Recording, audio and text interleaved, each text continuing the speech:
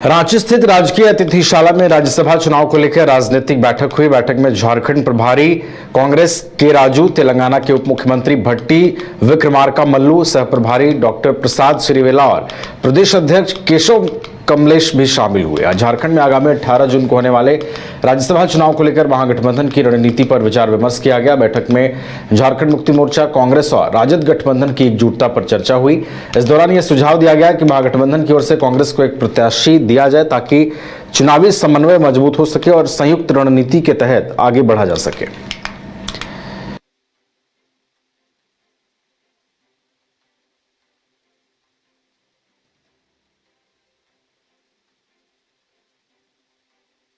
तो झारखंड में आगामी 18 जून को राज्यसभा के चुनाव होने हैं और राज्यसभा चुनावों के दृष्टिकोण से मुलाकातों का दौर भी जो है वो जारी है। आज कांग्रेस के जो प्रदेश अध्यक्ष हैं केशव महतो कमलेश और झारखंड कांग्रेस के जो प्रभारी हैं के राजू, उनसे मुलाकात की है तेलंगाना के उप मुख्यमंत्री ने और चुनावी रणनीति पर जो है वो चर्चा हुई है।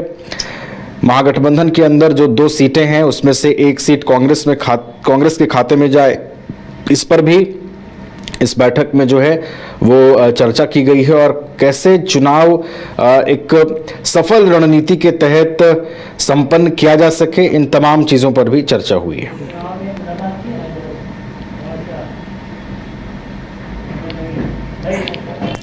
हमारे साथ हमारे वरिष्ठ सहयोगी मदन है फोन लाइन पर, उनका रुख करते हैं। मदन, देखिए राज्यसभा चुनाव को लेकर लगातार रणनीतियां तैयार हो रही हैं। आज तेलंगाना के डिप्टी सीएम से मुलाकात की है जो कांग्रेस के प्रभारी हैं के राजू और प्रदेश अध्यक्ष केशव महतो कमलेश ने। क्या बातें हुई होंगी मदन, कैसे रणनीति बन रही है? क्या कांग्रेस की सीट पर महागठबंधन में सहमति बनेगी?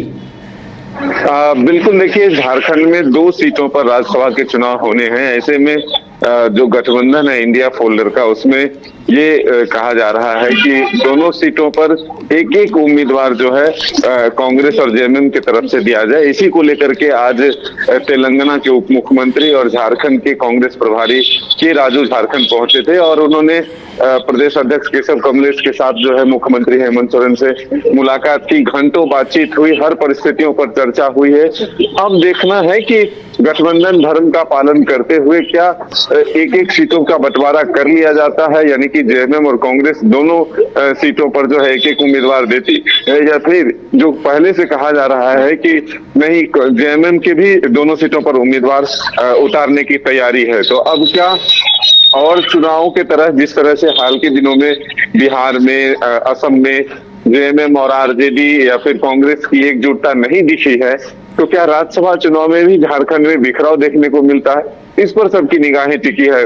और आपको दूसरी तरफ ये तस्वीरें भी साफ हो चुकी है कि एनडीए के पास जो आंकड़े हैं वो नहीं होने के बाद भी ये घोषणा की गई है कि वो एक सीट पर उम्मीदवार जो है एक उम्मीदवार खड़ा करेगी। तो ऐसे में क्या दिलचस्प होने जा रहा है झारखंड में राज्यसभा का चुनाव फिर से एक बार, या फिर जेएमएम और कांग्रेस जो है आपसी समझौते के साथ 2 उम्मीदवार जो है देती है, तो बीजेपी की मुश्किलें या एनडीए की मुश्किलें जो है वो फिर बढ़ती हुई नजर आएगी।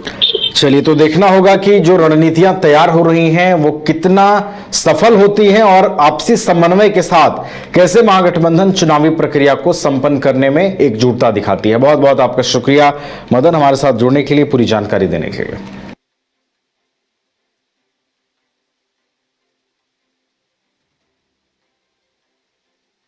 घर रहने का मकान भर नहीं, ये खुशियों की तिजोरी है।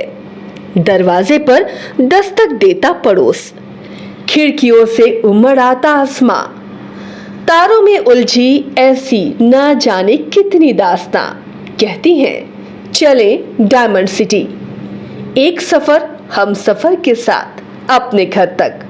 Diamond city, life long bonding, 500 से ज्यादा खुशहाल डायमंड परिवार।